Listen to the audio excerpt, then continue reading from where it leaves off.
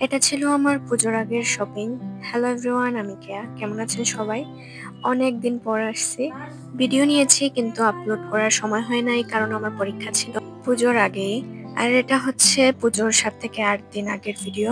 তখন আমরা সবাই মিলে মাহাতে চলে যাই শপিং এর জন্য। সেখানে একে একে সবাই টুকটাক শপিং করি।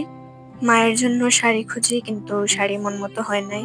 তারপর সিটি সেন্টারে বসে খাওয়া দাওয়া করে বাসায় চলে যাই। আমরা খুব লিমিটেড শপিং করি, মানে যতটুকু দরকার ততটুকুই। পরের দিন আমরা আবার বের হই। মা আর আমি জুতো কিনে প্রথমে গিয়েছিলাম বাটাতে, কিন্তু যেরকম জুতো চেয়েছিলাম আমি ওইরকম পাই নাই। তারপর চলে যাই ইন্দাবাজার ব্লু ওয়াটারের জনতাতে। সেখানে কালেকশন গুলো মোটামুটি ভালোই আছে। সেখানে অনেকগুলো জুতা ট্রায়াল দেই। ট্রায়াল দেওয়ার পর একটা চয়েস হয়ে তারপর নিয়ে নেই। ও হ্যাঁ, যেটা বলেছিলাম ওই যে পুজোর আগে এক্সাম ছিল, ঢাকাতে গিয়ে এক্সাম দেওয়া লাগে, তো ওইটা দিয়ে আসছি। নার্সিং এর লাইসেন্স পরীক্ষা ছিল, পাশ করে গেছি। কিভাবে পাশ করেছি জানি না।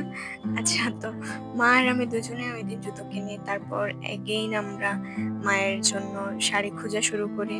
অনেকগুলা দোকান ঘাটতে ঘাটতে ঘাটতে ঘাটতে মায়ের জন্য শাড়ি কেনা হয়নি, কারণ যেগুলা পছন্দ হয়েছিল সেগুলো ওভার প্রাইস ছিল আর অনেকগুলা পছন্দ হয়ওনি। তারপরের দিন আমি মায়ের জন্য শাড়ি খোঁজা শুরু করি আমার ফ্রেন্ডদের নিয়ে, যেহেতু এইবার মাকে ভেবেছি একটা শাড়ি দেবো আর বাবাকে পাঞ্জাবি। তো মায়ের জন্য নবরূপা থেকে একটা শাড়ি কিনে নেই। অনেক খোঁজাখুঁজির পর একটা পেয়ে যাই পছন্দ মতো। আর তারপর সেখান থেকে বের হয়ে আমরা টিকাবি বাজারে এসে খাওয়া দাওয়া করি।